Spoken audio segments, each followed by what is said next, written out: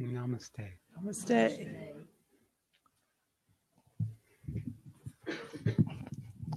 Okay. We're live. Hi. Good to know. Okay. I want to. Helps with making the distinctions about what plane I'm operating on. That's helpful. I agree. All right. I want to welcome everyone who's on Crowdcast tonight. And for those of you who'll be joining us throughout the Crowdcast program. Satri and I have been gone from Washoe Valley for 3 weeks. And we just got back last night. And then we're going to leave again on Friday to go to the East Coast, where we will be doing programs in Connecticut and Massachusetts. All the satsangs will be live. So if you're feeling to join us then, you can go on Crowdcast. And those of you who are subscribed, you know what to do next. And I just want to take a moment to just acknowledge everybody here. It's really great to see old faces and new faces and some faces that are going to be leaving us soon, which makes me sad. Tonya, and I think everybody else is staying around a while. Oh God, that's right. All right, Jan. We figured out a way you could keep working with us though. So I'm going to take a moment just to talk about my role up here on stage. Because some people have been with us a long time and have seen the transition. Some people are new and so they don't really know that there was a transition. But primarily, I'm up here, partially as Satri's wife. We've been together over 32 years, but also as his spiritual partner. And in that context, I sit up here and I hold the space of the room many times. So some of you see me go out. It's very compelling because the energy, if it's real strong, it just comes on in and there's almost nothing I can do. Though I do try harder and it's not, I don't go out all the time. And then sometimes Satri invites me into the room to make a comment or we will actually share some information or our own experience. So for those of you who have questions about what's she doing up here, that's what I'm doing up here. And you're always welcome to come and ask me. So, okay. All right, very good. Yeah, and she is here voluntarily, by the way. I didn't make her do this. I invited her. Yes. She may Thank you. She may be regretting it, but her role has numerous functions. Well, I mean, there is a lot of pressure being up here and, but there's been a lot of transition on how we are in front of the room. Sometimes we're somewhat informal, but mostly we're just very authentic. What you see is what you get. But, in the context of the work that it's being done through Satri and with all of us here in the room. So it is interesting. Someone shared a story with me just recently that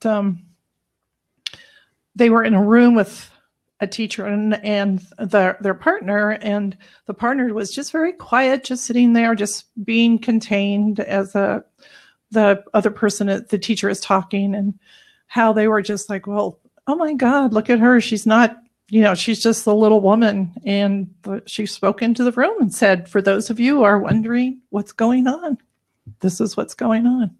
So I'm not the little woman. I can attest to that. Okay. Okay. All right. So really good. It's good to be back. It's good to see you all. Last night I was connecting to many of you. It was just a remarkable kind of energetic event that was going on. So definitely just confirms intentionality that I have brought and that you are bringing, and the years of sacrifice and effort that has been required to have the community at the level that it's at this point, because it's truly been a cauldron. I heard a definition of apocalypse that I've not heard before, and that comes from the Greek, which means the revealing of darkness. Because for the ego, the revealing of the darkness is apocalyptic. So we do apocalyptic kind of work, which is kind of cool to say. Because what we're doing is we're stirring up that which the normal ego, the normal civilized human being, is trying to get along, trying to survive, trying to get what they want, has been denying, avoiding, and resisting. So in this way, this is the place where the world as you've known it can end, and end, and end, and end, and all the subsequent worlds end, and end, and end. And that's the opportunity. Now, not many of you watching or here will recognize it as an opportunity, but I know some of you have. And those of you who have been so empowered by being able to be apocalypsized that it's all you want to do. You just want to keep destroying what's false so that the truth can be revealed. Keep dismantling the structures of the habits of how we live and how we are, the unconscious, unexamined paradigms that are shaping our perceptions, that are shaping the actions that we take, that are shaping the value and the importance of our life. To break up the whole context, the multi-layered context of our identity as a separate who. So they begin to perceive the reality clearly, to be able to experience what is actually happening, really, as it is, not as we wish it to be or wish it not to be, not as we want to change it, not from a place of some future strategy or some past adaptation or defense or compensating structure, but from what it is. Because what it is so unspeakably wonderful, so unspeakably full, so rich, so precious, so compelling that there is nothing else in your life that could compare. And all you want to do is rip away the veils that separate you from that unspeakable wondrousness. And that's why you've come. And for some of you, you are continuously throwing yourself into this process. Some of you every single day, multiple times every single day, because of the structures of the resistance and the denial and the unwanting for things to change or wanting things to change differently. So this is apropos to this chapter of the 6th chapter, this yoga of meditation. So I'm kept track. I'm taking kind of a thematic approach here with these public talks. And there is a part of this where I began to read it and I said, oh my God, how does somebody do this? When this stage of the Gita, the 6th stage, where the individual identity has fallen away sufficiently, that the being is coming forward and meditating us. That's what this chapter is. This chapter is pointing to a state where practice is no longer necessary in the way it was before. The first 6 chapters are efforting, because you're efforting to dismantle the resistance, to unveil the denial, to catch yourself, creating that distortion about the person or the situation that's arising. So the efforting on the spiritual path, of course, is very different than the efforting in the human path, although we carry over the desire and the preference of our human life into our spiritual path. And that's why we have practice, because then you can be ambitious with your practice. You can't be ambitious with the spirituality because it's the destruction of the thing that would be ambitious. You can have a preference for your practice, but once you get on the spiritual path, it is not about your preference. It's about losing all boundary about what it is that defines what you will accept and what you don't accept. So it's a different effort. It's a working. It's a working with the content. And that is where throughout this journey, we all have more to do. You may be awakened, and that's actually the beginning of really doing the work, because then you have sufficient light to catch yourself in the denial, catch yourself in the resistance, catch yourself in the distortion or the compensating structure. It gets easier, but you've lived lifetimes of struggling to get to this lifetime, so that what you have now and what you are doing now is of extraordinary different attainment than where you started those lifetimes ago. So it may feel like effortful, but it was not nearly as effortful as it was when it started. Because where's it start from? Dejection, suffering. Every time you take an action to come out of your suffering, you notice you keep creating suffering. Everywhere you go, it looks like anxiety. Everywhere you go, it looks like I'm not good enough. Everywhere you go, it's like something's wrong. It's like nothing is going to be okay. It's this efforting to catch that, try to find a way to come out of the suffering, but mostly not knowing it's suffering you're trying to come out of. That's the nature. The nature of tamasic suffering is it doesn't know it's suffering. As I say, ignorance is bliss. So the nature of the instinctive tamasic person is their definition of happiness is suffering that they're creating, imagining that it could be happiness or that it is happiness. It is the error of identifying a form of suffering different than the one you're experiencing as a preferable. For example, alcoholism or sex or distracting yourself with arguments or picking battles or taking sides so that you can argue and you can complain and you can express your dissatisfaction. Right? For a complainer, complaining brings happiness. That's tamas. Sharing the hearsay is trying to come out of your suffering. Expressing your dissatisfaction or ruminating over your dissatisfaction becomes a form of distorted happiness. Happiness that appears to create happiness, but in fact just creates another version of suffering. Rajasic happiness has greater clarity because the nature of Rajasic happiness is you want to get what you want. And when you don't get what you want, then you're unhappy. And when you're getting what you want, you're happy. So ambition is actually a condition of coming out of suffering.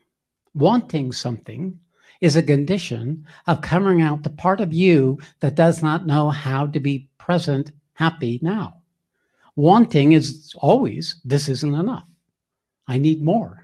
It's a craving, different varying degrees of wanting, including desire and ambition. So these are actually forms of suffering.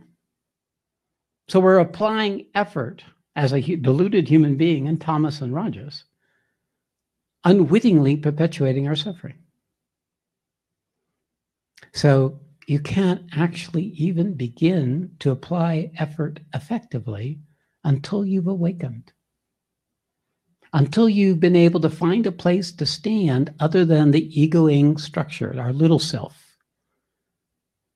It's only then that we find that we can perceive or experience those structures and the cost for ourselves. So the nature of the spiritual path is to wake up to our condition of suffering. That's what dejection is. Very painful. In tamas, there's not pain. It doesn't know, it's just grunting and groaning and complaining and mishing-mashing this way and that way in life, trying to figure it out. But in rajas, you're awake enough to notice you're miserable. And that's why rajas is driven by desire, trying to make the misery go away. It's driven by to find a happiness other than this happiness. It's only when we get to sattva, only when we get to that place where the happiness comes from the being, not the doing or the having, not the doingness of rajas or the having of tamas. Have to have my drink, have to have my way, have to have it this way, have to make sure people know I'm right. That's tamas. So the structure of compelling, gripping ignorance is going to rule the kingdom until there's enough sattva in the system that it can perceive itself doing that. So this is where we find ourselves as we look at the yoga of meditation, because meditation is not possible when you are in tamas and rajas. The practice of meditation is possible, but meditation itself cannot be reached without until you come to sattva. See, by the 6th chapter in the Gita, you've done the work of the other, from dejection, coming out of the suffering, getting discrimination, learning to act and live differently in your life, gaining more and more direct access to what's fucked up about yourself, what still keeps creating yourself misery, still looking for the antecedents that shape you, keep catching yourself in the distraction. That's the yoga of knowledge. And with that comes a natural yoga of renunciation of the 5th chapter, where those patterns, compensating patterns that had shaped this endless struggle to come and find some kind of lasting happiness fall away. And you discover, when you quit seeking happiness, that you're happy. That's what this chapter is pointing to. It's pointing to the being, coming to relationship with the being. If you have parts of yourself that you have not met, parts of yourself that still is driven by desire or anger or a perspective of yourself or the world, issue of self-esteem, an issue of feeling stress or anxiety, then meditation isn't going to come to you. Doesn't mean you can't practice meditation. And it doesn't mean that the practice of meditation isn't an effective action. But it's not yet meditation. It's not yet the 6th chapter. It's not yet the place of consciousness where you are finding and in that condition of endlessly arising, self-fulfilling happiness.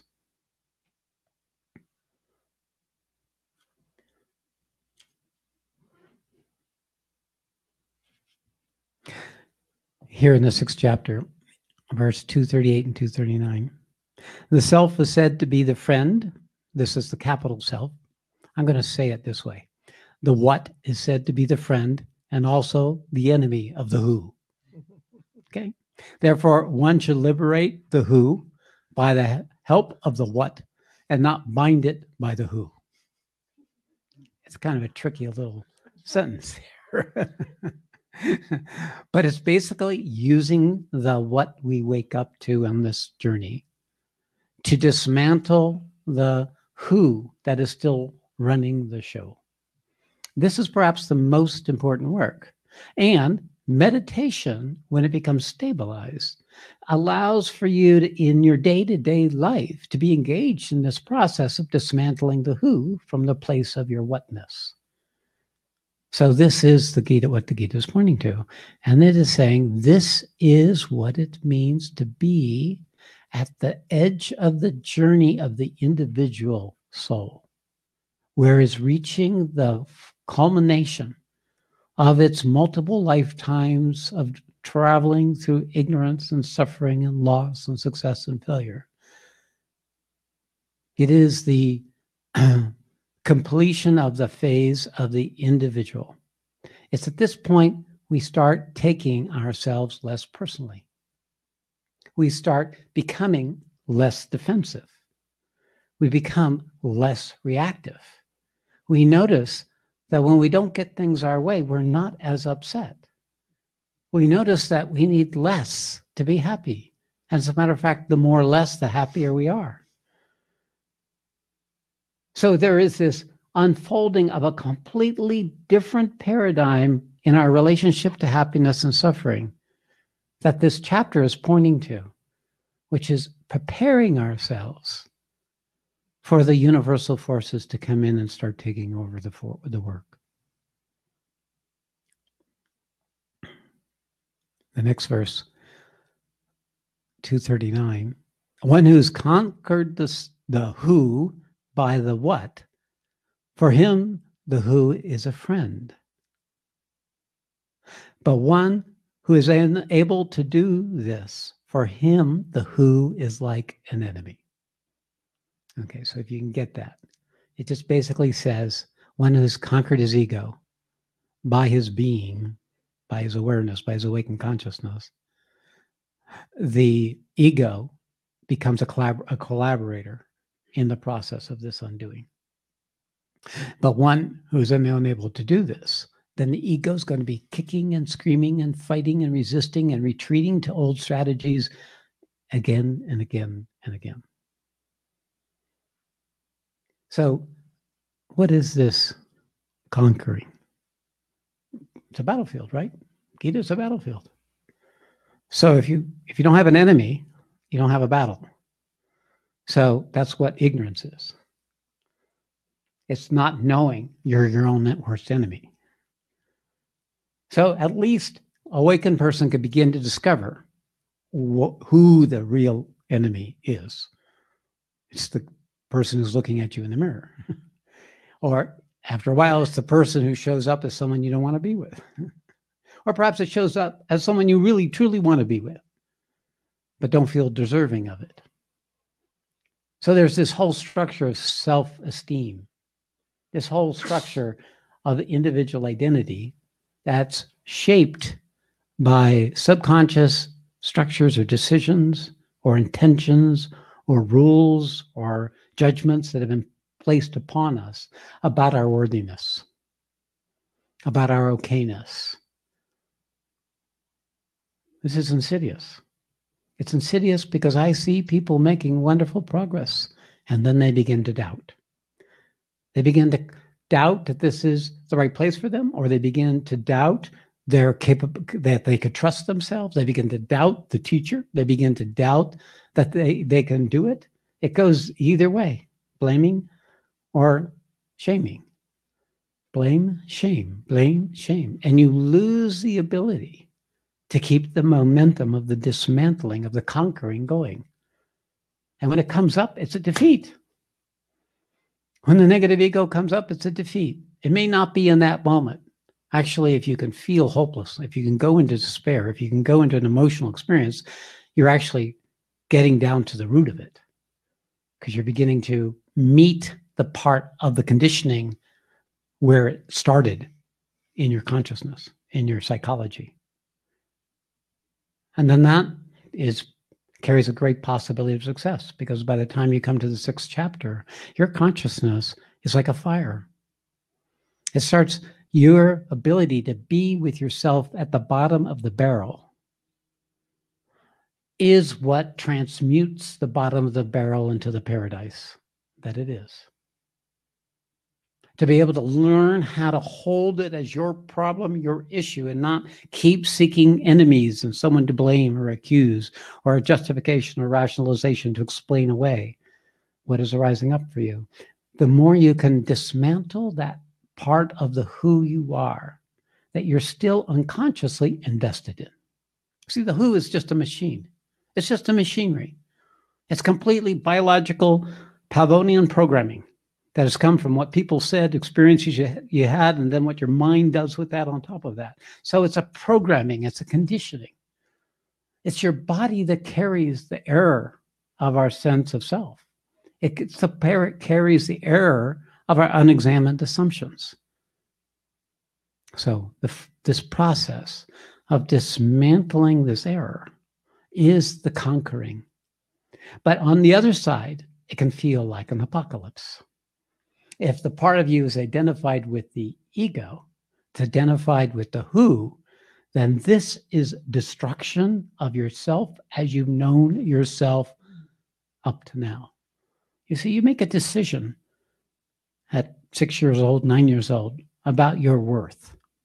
You then build an identity based on that decision. That decision is like a complete fabrication, steel, burn, beams, walls, stucco, brick, stone, the whole thing, the whole story of you is this huge edifice. And right there, down there near the foundation, is this assumption, this unexamined decision, this visceral piece of programming that actually is there in your body. It's actually stored in the physicality of your body. You got some cells that carry the trauma or the stress or the collapse or the hopelessness of that decision. Those cells are holding them, that thing in your body. And when you dismantle that, it is an apocalypse because the entire edifice no longer can remain valid. It all starts falling down. It all starts losing its ability. You lose track of who you are. Who am I? What am I? If I wasn't this, if I wasn't defending myself, if I wasn't having my friends, if I didn't have the money in the bank, if I didn't have my complaint, if I didn't have the people I could gossip with, someone to complain about, what would I be? There's this whole loss of identity. Because what is identity? Identity is consciousness unwittingly becoming associated with a piece of content and making it itself. We're nothing but an aggregations of misplaced attention where we feed unwittingly structures of error about our true nature.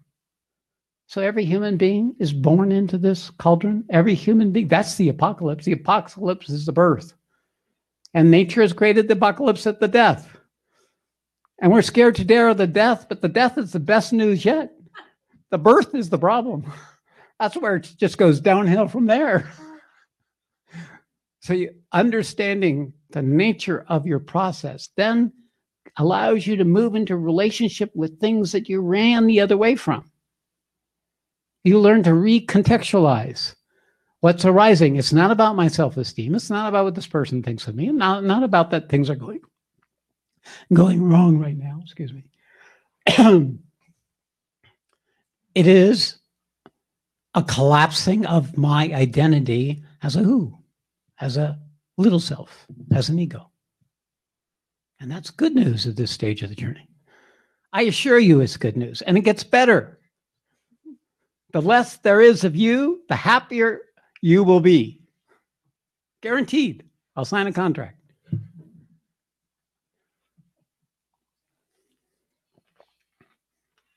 Of course, you'll never be able to get insurance for it.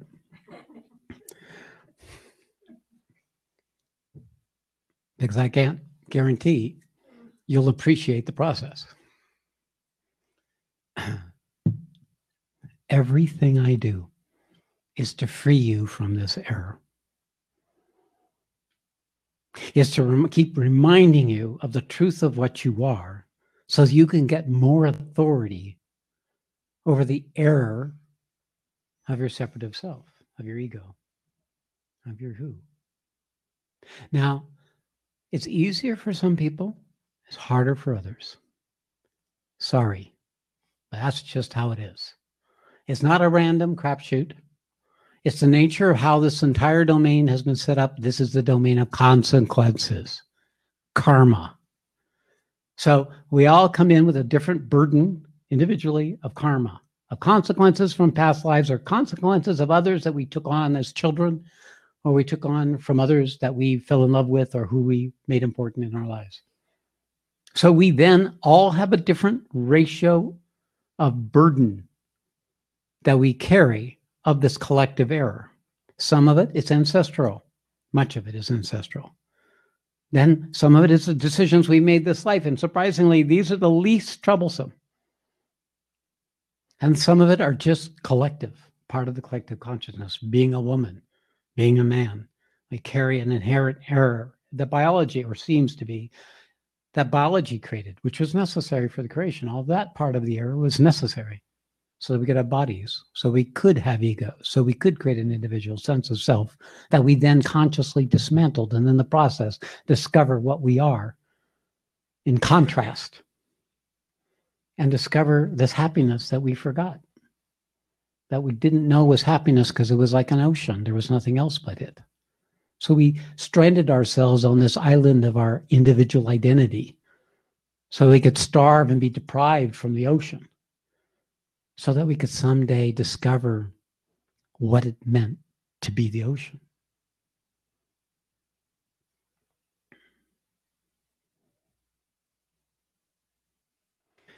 So in this process of dismantling your idea of you, your habit of you, the routine that is there every morning you wake up, doesn't show up even sometimes when you go to bed at night. This habit of you.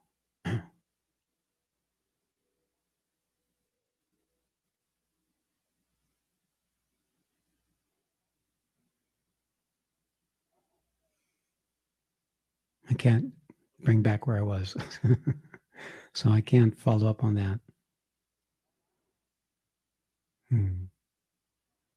Uh-oh.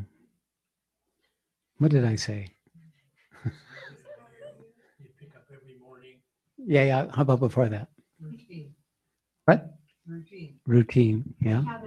The habit of you bringing yourself back. Got it back. All right. So the issue has to do, is there something we can do with the habit of us? There is something that can be done in the routine of us. And the Gita tells what it is. Flat out. Restrain the senses. Restrain the impulse to speak. Restrain the impulse to act. Restrain the impulse to judge. Restrain the inclination to judge yourself. Restrain the impulse that keeps perpetuating the activity of the endless routine of your identity. The idea of controlling the senses, it's quite remarkable. For example, if you have a problem with food and you catch yourself overeating, watch what your ego does with that. You get touchy, you get irritable, you lose the restraint that you had before, because one part of you is failing to restrain the vehicle you were born into. So the nature of coming to our relationship with our existing self is really about how to develop enough self-esteem that we can dismantle the error of ourself. Otherwise, we'll always be thrown into a defensive adaptation. Our self-esteem will prevent us from meeting the apocalypse, because we won't know how to be with it if our identity is trapped up into these negative, habitual, obscured, or desiring patterns of tamas and rajas. So it's through the self-restraint. What is that? What in us applies self-restraint? Well, certainly a different part that would rather keep eating and eating and eating whatever it likes whenever it would want to, or keep smoking and smoking and smoking, or keep picking fights or whatever, or keep arguing with your boss or whatever it may be that you keep doing that you know isn't serving.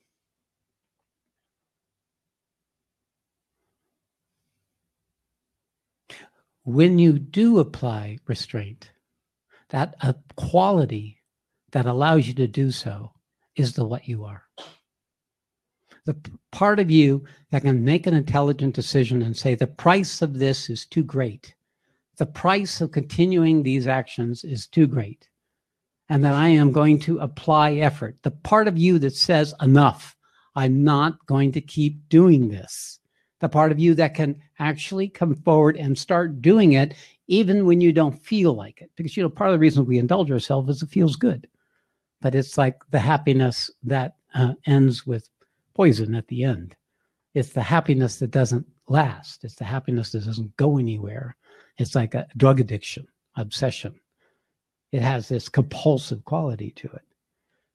But it's not the happiness that brings you into existence. The happiness that brings you into existence is the other kind of happiness that comes when you eat the poison at the beginning and then drink the happiness, the nectar at the end. So this ability to learn to restrain ourselves is this ability to develop a taste for poison, a taste for the fire of not getting what we want, a taste for the part of us that is resisting and rebelling, changing, that part of ourselves that still wants to be obscure, still wants to remain asleep, still wants to stay diluted. We have to give up the addiction to that poor, polluted happiness and start developing a taste for this more awakened, real, alive happiness. And what does that is the soul. What does that is the keeper of the lessons of 100, 10,000, 100,000 lifetimes. The one who says, this is not working. It must stop.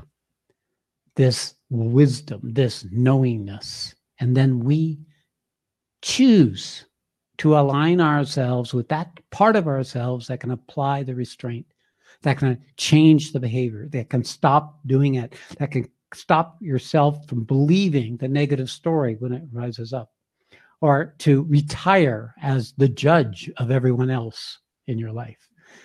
Is to step off of your position, to let go of the strategy and learn to discover what it is that's out there that really works or doesn't work relative to the quality of happiness that the developed soul is thirsty for.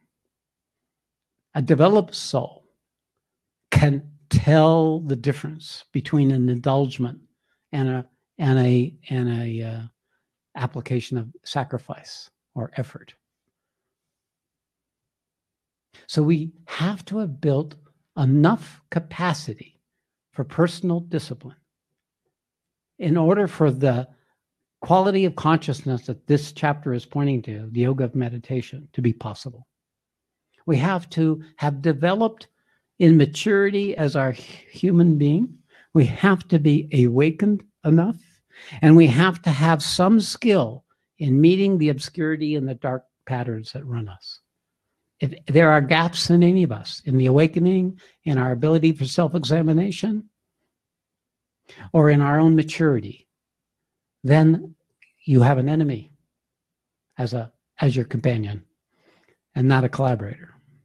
You have a nature in your system that's still not going to be able to meditate except through practice. Now, let's talk about practice.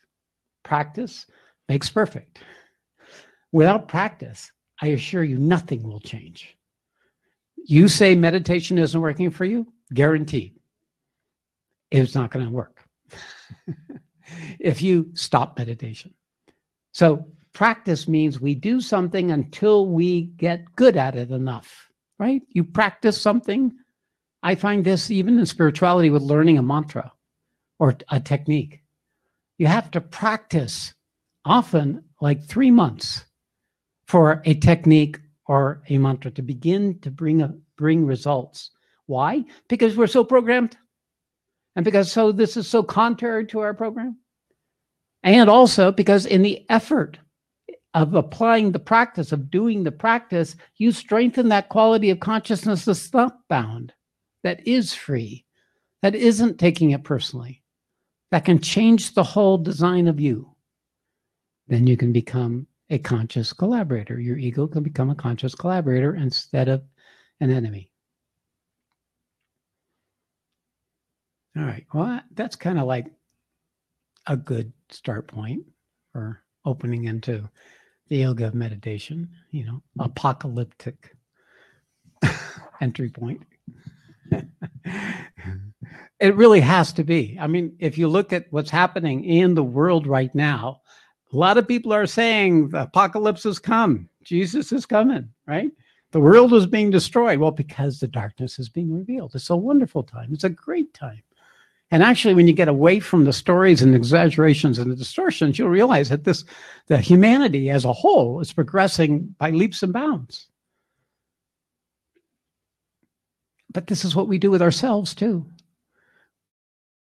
Negative, and we forget the positive, and we lose track of the usefulness of what's arising in each moment, or each day, each week, each month in your life, and our projections of what's possible in the future, and our story about what the past means.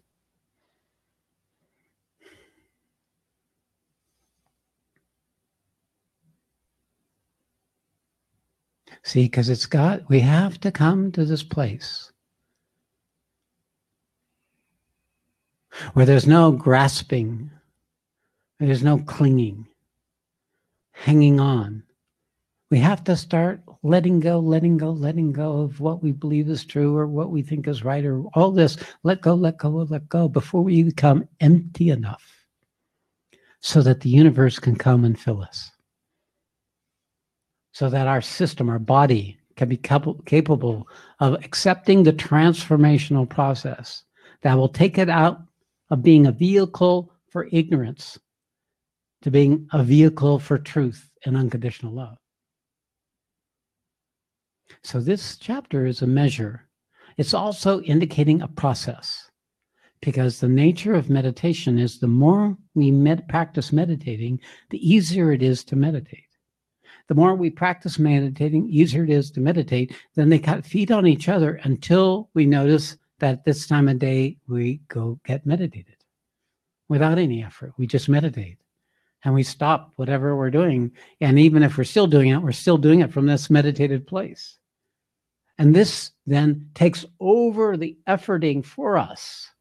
And it keeps deepening and deepening any effort, the effectiveness of any effort we apply to meditate. This is where we get out of the way, where the egoing surrenders itself and learns how to ride the current of being, which will automatically set in motion the transformational process that prepares us for that inherent potentiality that lies within every human being. Okay. All right, so now I'll open it to the room. All right, Jason. Eager for the apocalypse. I'm in the apocalypse. Oh, you're in the apocalypse. Okay.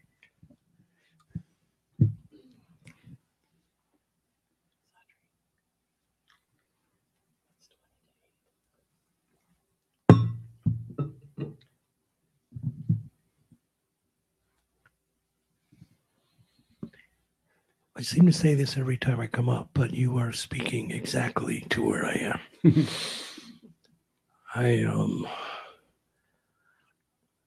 I have been continuing to explore this place of wanting to be seen,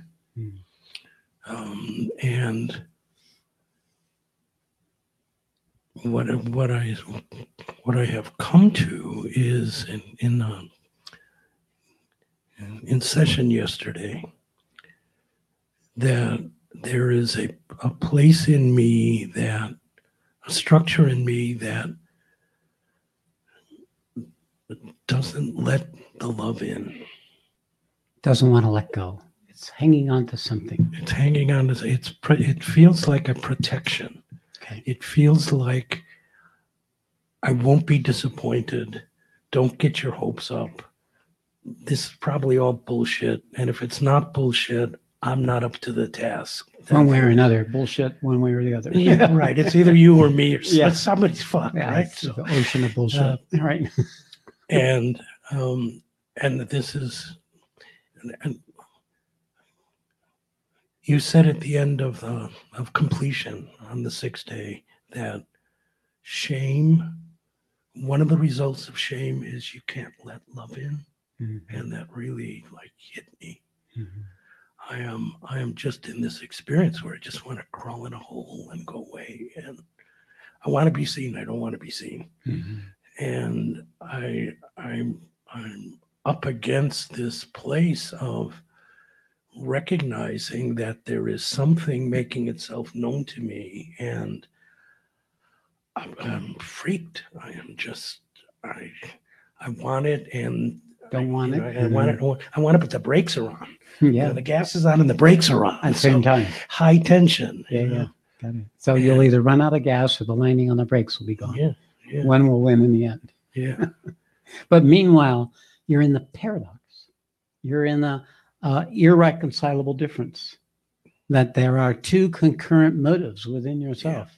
Yeah. One to protect yourself. One is to expose yourself. One is to hide out and be safe. And the other is to be seen, to be accepted, to love and participate. Yeah.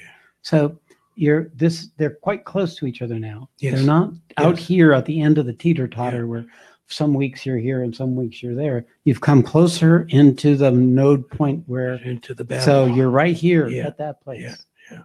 You're in the perfect place. That's how that's what the bottom of the barrel feels like. Which means this wouldn't happen unless you had come with an intent for this to happen. Your higher self, the what of who you are, of what you are, has put you into a position where the who is you is going to be apocalypsized. It's going to be destroyed. So you're in the destruction of the error of the part of you that doesn't know how to reconcile these differences. Yeah. And it's in your body, isn't it? Yeah. Where is it in your body right now? It's here. Okay, it's right there. The control, the structure was there at the 6th day too. That's where all the pain Same is. process. It's Same still process. going on. Yeah. Okay. Got it. It's not about fixing, Jason. It's not making it go away. Him being able to be where he is the work. There's the effort. And the restraint is to not give in to the despair or the story. The negative or story. I can't take this. I can't, this is wrong. This is bad. Yeah. And is not to give in to it means to take actions based on its promptings. So if we're in the situation where we don't want to be with, which actually is often the apocalyptic moment at that moment, the apocalypse at that moment, and restraining the actions to make it better, to make it go away, to make it different.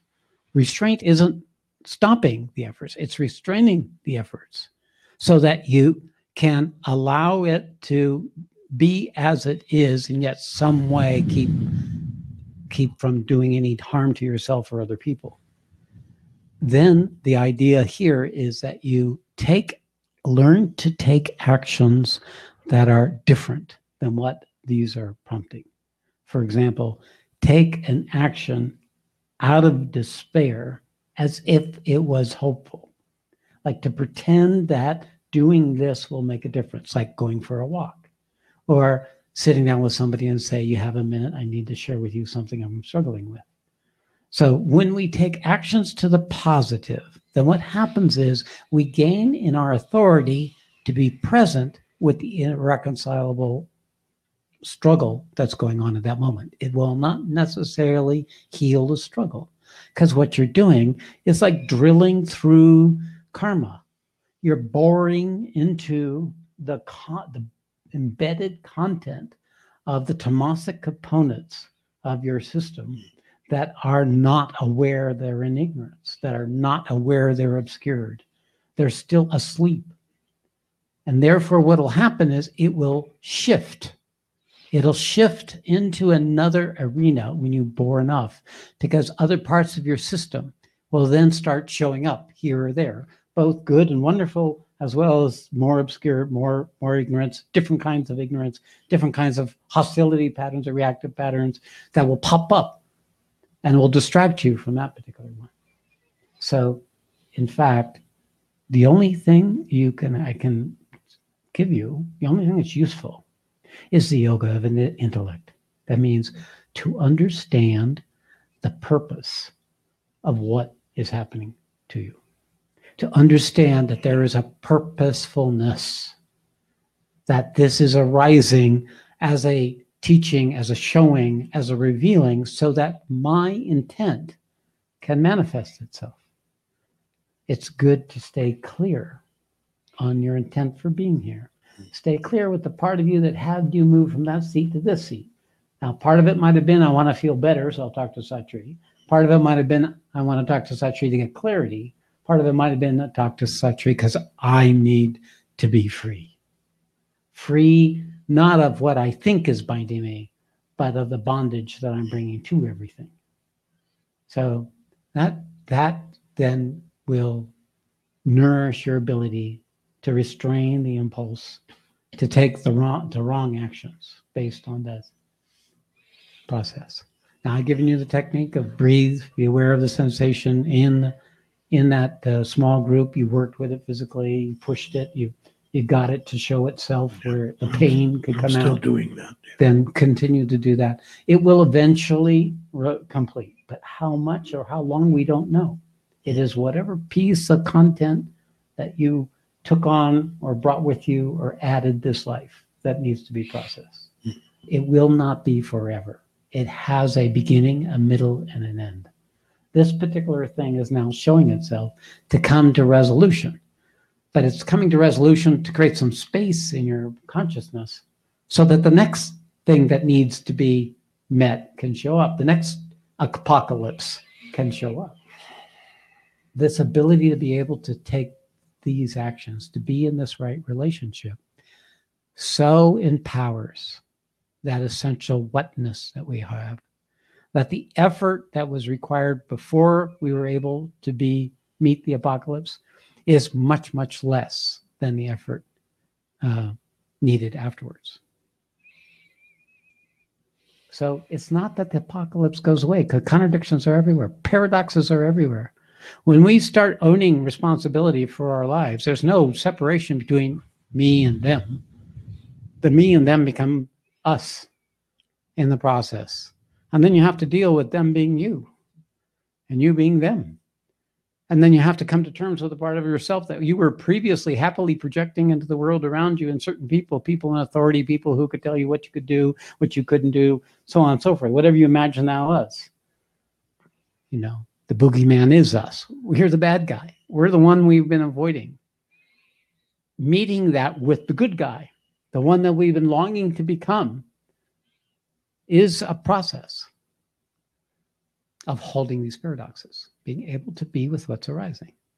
The more we do so, the more we can do it. I also call this a state of unconditional love. It's the state where without effort, you can accept what's arising as purposeful.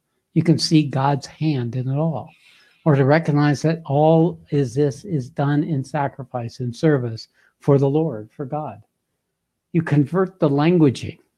You make the action of being with what's arising, or the effort you're applying that's still difficult, as an offering. Yeah, and I've been taking it personally. Yes. I've been like taking it as a commentary on the who. Yes, And, yeah, that's right. Yeah. And that's what ego does. It gets identified with Yeah. the negative story. It's Yeah. addicted to the negative story, and it can't come out. I mean, it's fun when you first coming out of your vast beingness and you become a human being and you discover negativity and say, oh, that's interesting. Let's try pain. Let's try being miserable. Let's try being angry. Let's try, creating suffering, because we don't know what suffering is when we were born. So we have to find out what it is. We're interested. But after a while, you notice you can't get out. You got caught. You got caught by the payoff of the negativity, because the negativity has a payoff, right? The negative story has a payoff. You get to be safe, right? Yeah, you can avoid having to be seen. There's a payoff in all of this. So we have to break the addiction, which is basically attachment or identification or desire. And this is where the consciousness gets hooked into the mind, gets hooked into the vital, gets hooked into the body, gets hooked into the consequences of our action, blames ourselves, blame other people, shame or blame. This is where we lose our identity.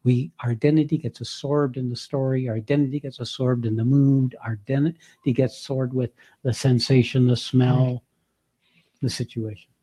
All right, so what's I'm going feeling on? right now devotion. Okay.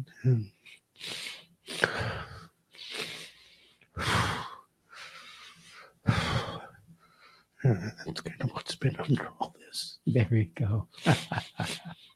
That's the what in you that's been struggling with all this all along.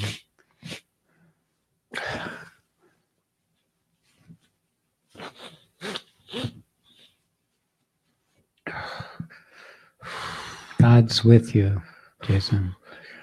You are worthy.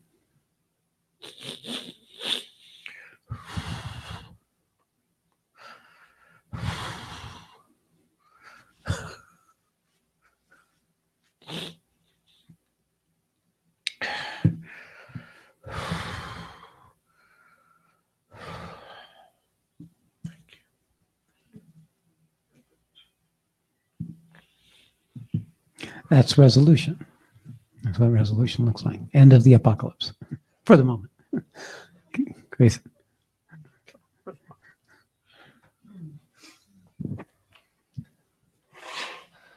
Yeah, so mine's the same thing. Funny Yeah. how you make his yours. Yeah.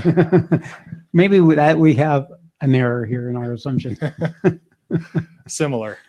And I knew I was driving on the way here. I really didn't want to come, but I really wanted to come. And then I knew you were going to talk about exactly what I was thinking. So Smart guy. But he got here anyway. Yeah. So that goes to show you. Yeah. Intelligence running the show. Yeah. So it's all in my heart. Mhm. And it's just like a giant block, and it's like a giant stone. I kind of, over the past couple months, culminated in taking a job doing sales, knowing that I was going to feel extremely guilty selling things to people That they didn't really need. Yeah. I know things that I like. Oh, okay. But knowing that I would feel guilty and going into it, knowing I'd feel guilty because I wanted to experience it. Ooh, it really got to hurt to be that aware. Yeah. I said, this is just going to destroy me, and I'm going to do it anyway because I want to see what happens. Yeah. Okay. All right. So you're just making sure you got what ignorance really is. So you're choosing ignorance. Discover the bottom, the root, the tentacle, so that when the time comes, you will have no regrets to let it go. Yeah. No illusions, no hanging ons. But you have this knot in your heart. Yeah. Okay. So the knot in the heart, we know what the heart, knot in the heart, same thing it is for Jason. Yeah. I mean, it is this in you, it's devotion. Yeah. It is devotion. And when you have devotion, it's the Lord saying, pay attention to me, pay attention to me, pay attention to me. And when we're paying attention, then it's a love affair. Yeah. So breathe into that.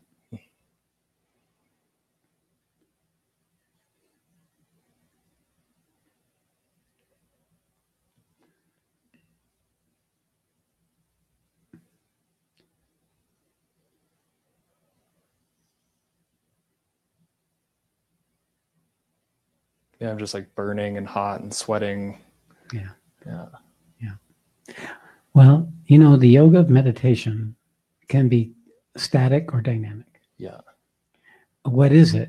Meditation is where the consciousness turns on itself, becomes aware of itself, the source of consciousness. So we can do that awake, and we can do that in samadhi or meditation. When we're doing that while we're in the world where our ego is doing ego, then we are experiencing the price of not being connected. And that price is like a shroud or a wedge or a weight in our chest. So it goes to show you that that a part of you is trying to go into merger, and another part of you is struggling to come into existence. And so the reason I came up here too, and I've been fumbling with this, tell me if I'm totally off base. It feels to me the reason I can't do sales is I don't feel I'm worthy enough to go to people directly and ask for their money. Okay, that's part of the who. That's still a part of the who story, which has almost no relevance.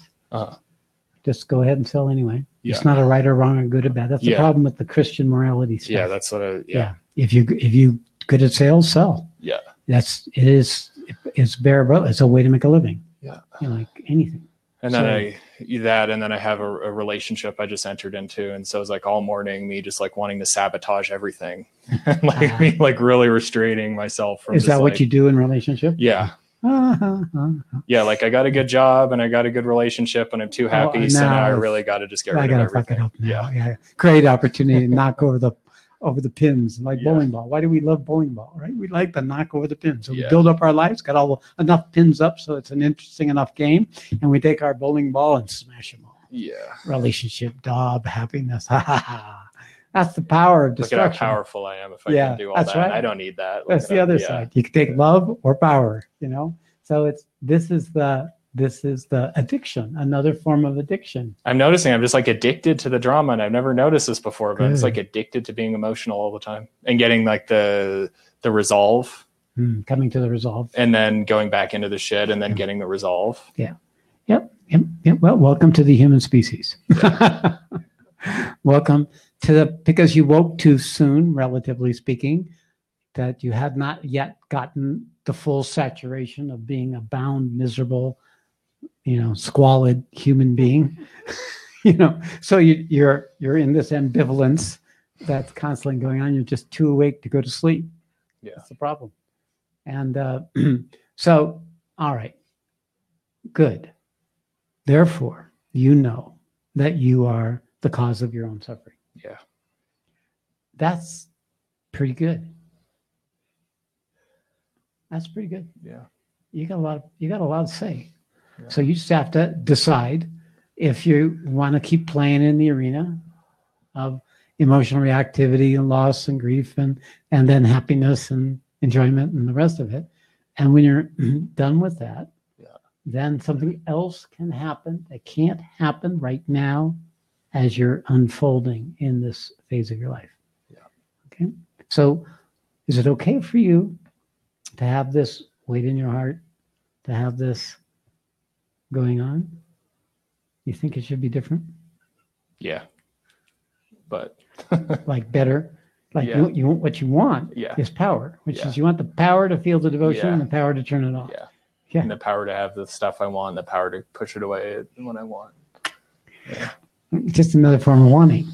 Again, this is how ego overtakes the spiritual awakened person, is it becomes then about getting what it wants on the spiritual Yeah. domain rather than actually coming to truth or be useful in the world. Mhm. Okay. Yeah. So it's good to know. I know you don't need any help from me to come to your devotion. Yeah. Devotion is a pretty consistent part of your life. Yeah. So, and I told you to go and stay in the world and, Yeah. and get it out of your system enough so that you're willing to sacrifice the life you could have for a life for divine. Yeah.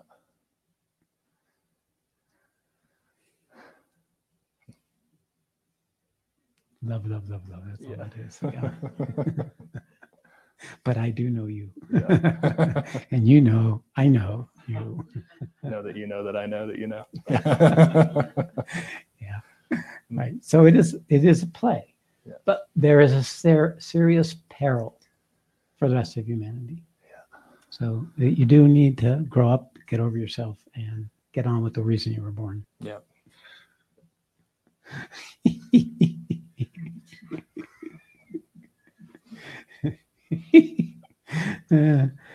All right.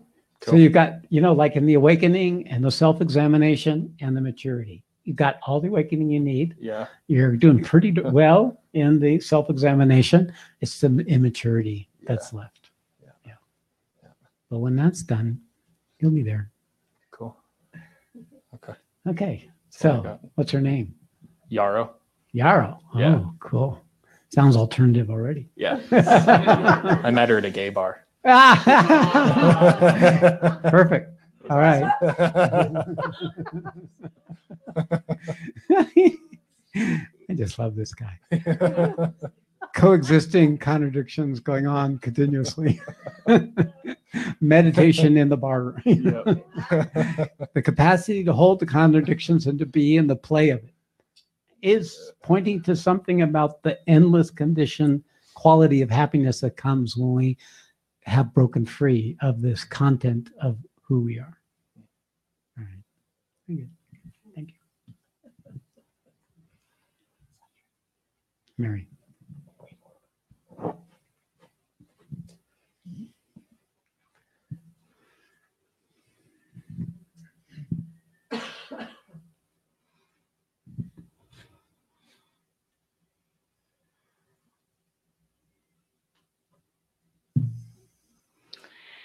Okay, so lots been going on. And, In your life, how could it be? It's your life. It'll always have lots going on if you have a say about it. well, so that's why I'm here. I want to get clarity about what you answered after my very concise explanation of what's going on with my family karma and my son's offer to take it over. And actually, he pressured me into it because he wasn't going to lend me the money I needed to settle that settlement if Unless I you did. didn't. Well, that goes to show you the universe knows how to work with you through Yeah. your son. Twist her into the ground. Make her surrender. Son. Yeah, he was brutal because the money was supposed to arrive on Monday And Wednesday night, it still wasn't there. And the lawyer was having a fit that wasn't going to settle on Thursday morning. And my son just held out. Unless you agree to let me take this over. And he doesn't, he wants it like a hole in the head. My ancestral karma is nasty, as you know. Obviously, this was an act of love on his part, if he knows it or not. He knows he Yeah. is doing it out of love, Yeah. which is Why I amazing. said yes. Yeah. So, yeah.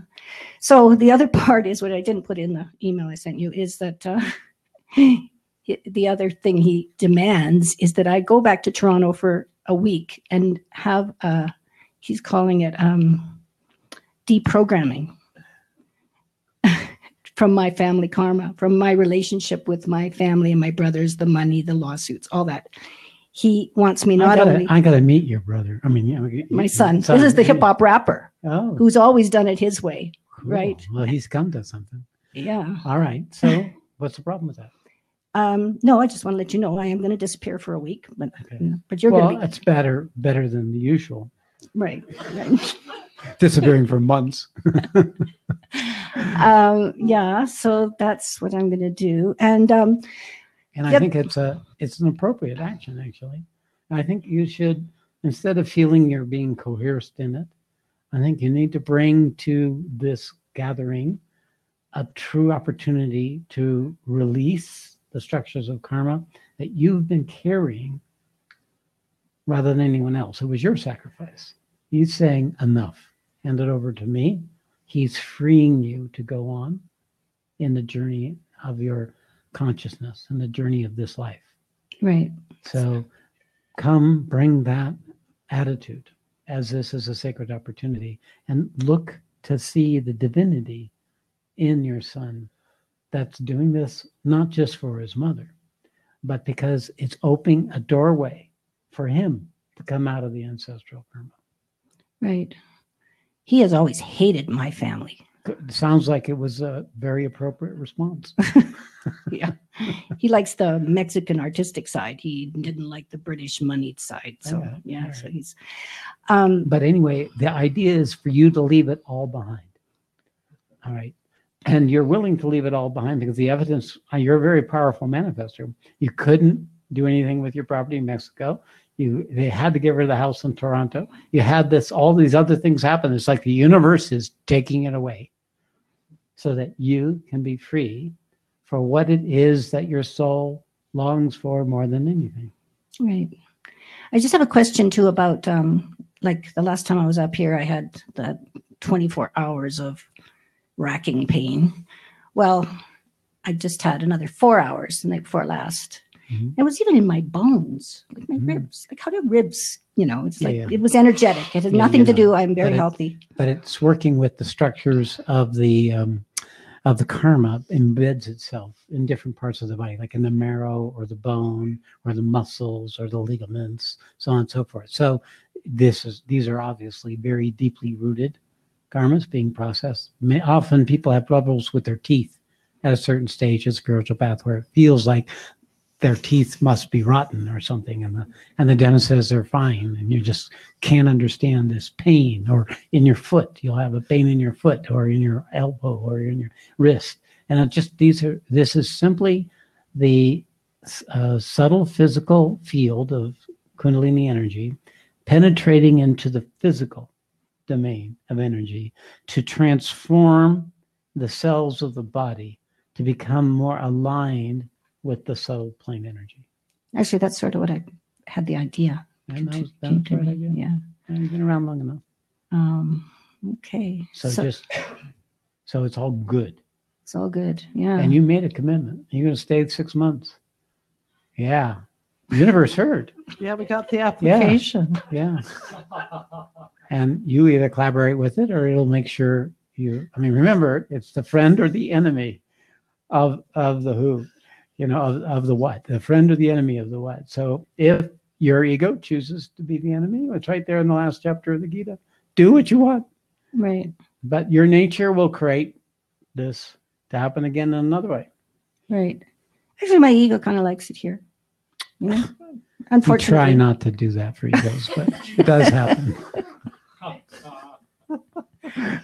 And I got shifted from one house to another, and I like the other house too. So, it's the world that I am having and my ancestral karma that it's really being All of this is really can be just right down, taken to what's there in your body right here, right now. All of that, rest of that, you're going to come to a place where there won't be anything to do. It'll be all about being. This is the end of your rajas. It's the end of the rajas.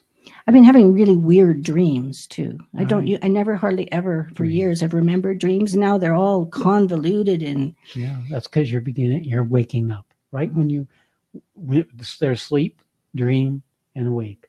You're waking up. So this is you're waking up to the dream, the subtle worlds, and they go from low to high. So it's very muddled at the beginning entry point in the subtle worlds. But then you'll have moments of greater and greater clarity that will begin to show you this huge domain of consciousness available through in the subtle worlds, right. which are other than the awakened consciousness, which is what we in the bodied self with the sensory mind intact. There is a waking consciousness that can travel into the dream state. It can even travel into the sleep state. And the consciousness has to be awake enough to create the awake quality of itself into those domains where otherwise it would be asleep or dreaming. So your system is beginning to prepare itself for this next leg of your journey. Right. Do you think I've got a lot more of that stuff in my body that's going to just... I'm not going to answer that question. Oh. It's going to be whatever it is. You're going to have to bear this burden for as long as it takes, because that's all there is left for you to do. You can fight it and scream and complain, or you can accept it and allow for it to move. It'll move faster if you don't resist it or try to control it or make it not happen. Right. Yeah. Well, there's nothing I can do about it anyway. Well, that's the right attitude. Yeah. I It's just all- thought I could find out how long it's going to last. Yeah. That didn't work. It will have an end. It will have an end. It's a process. There's periods where it's intense, periods where it quiets down. It may have periods where it extends for an seemingly unduly long period of time, and other times it'll just come up shortly for a few hours, and then it'll move to some other part of your body.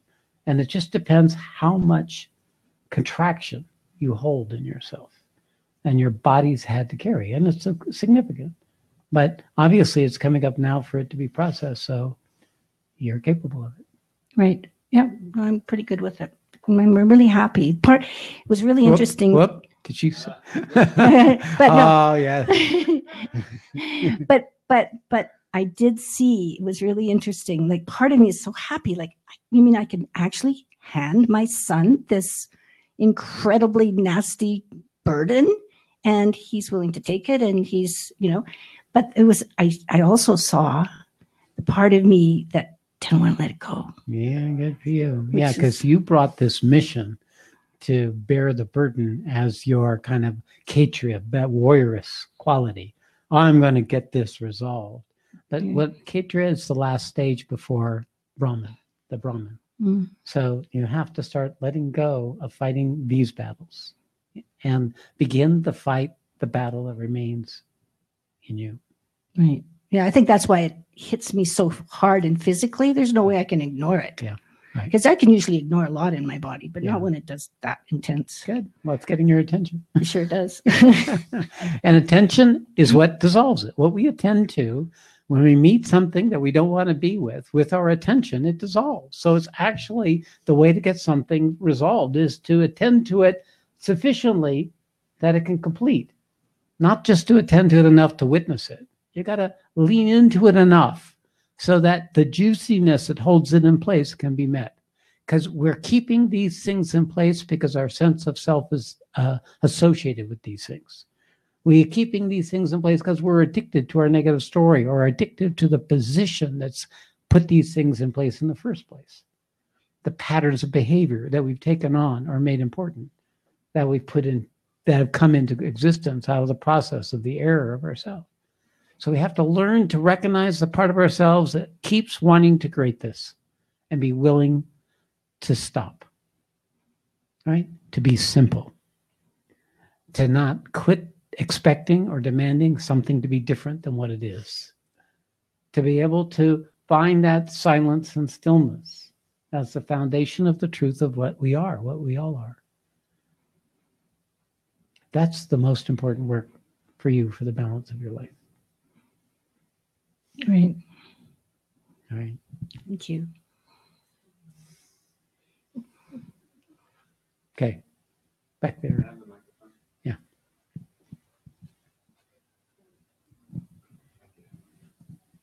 So this is from Patty Stobierski, and she writes, "My sense is that you are saying that we need to dismantle psychological structures in our makeup in order to be a vehicle for the universal forces to come into us for the opening of the spiritual heart and knowing truth. Do I understand you correctly? I ask because I have known teachers in God realization that do not seem to be free in that way. Thank you and namaste to all." Okay, very good. That's 1/3 of the work.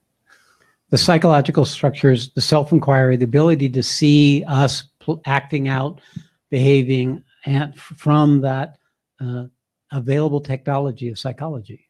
It's been available for, 100 years maybe now. It's not what's available to mankind before now. It wasn't available to previous traditions, spiritual traditions. This ability of self-examination and self-inquiry, ability to kind of recognize I'm in a structure of low self-esteem, or I'm trying to protect myself.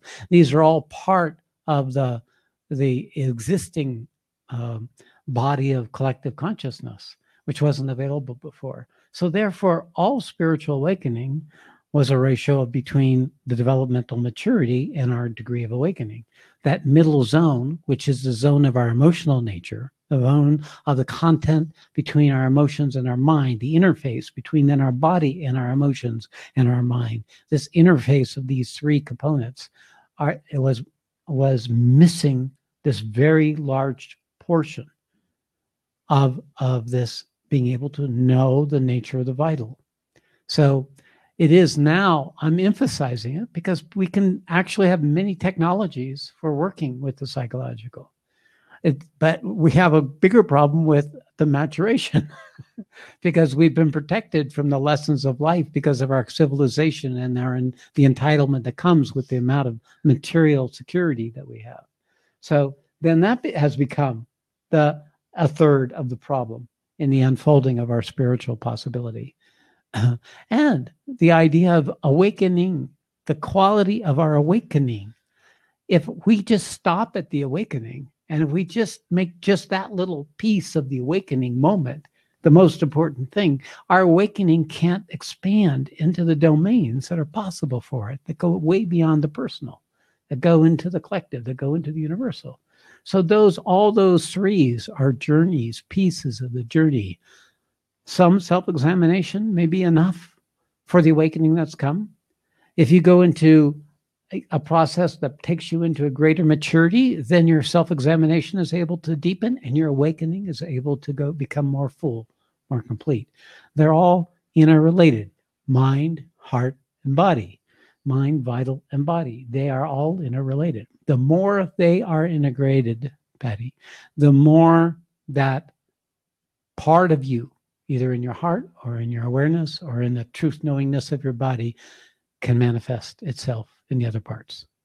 The more what has come to you in your awareness can enter into your emotional nature and can enter into your body, the more the awakening that has occurred in devotion can go and still the mind and heal the body. They're all interrelated. But yes, I don't know I'm certainly not the only teacher that does this, but I do it in a larger context, because what else is happening in this room? What else is happening in this conversation?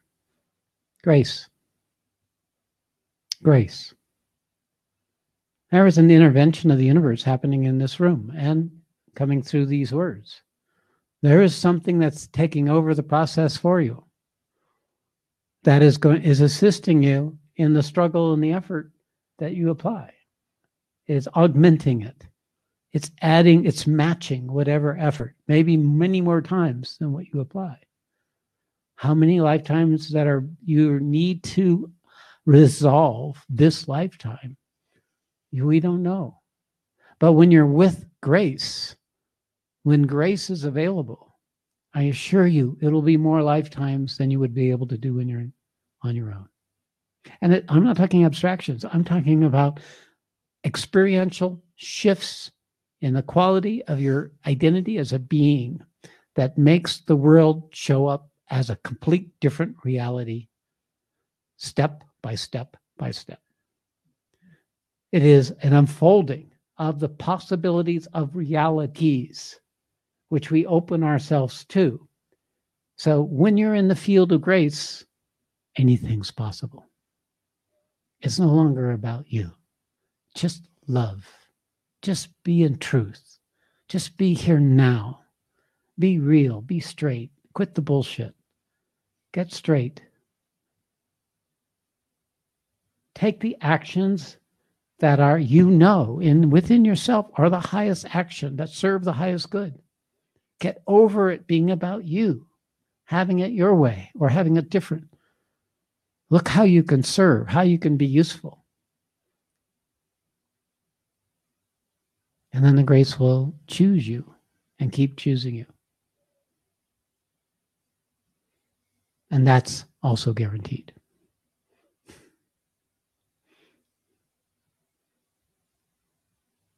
Okay, so that's it for tonight.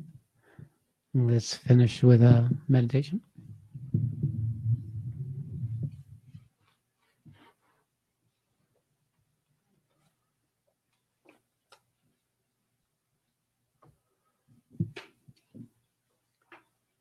A little light.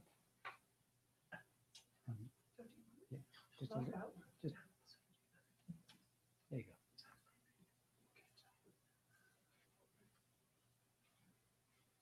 Okay, it'll just be 10 minutes, silent sitting.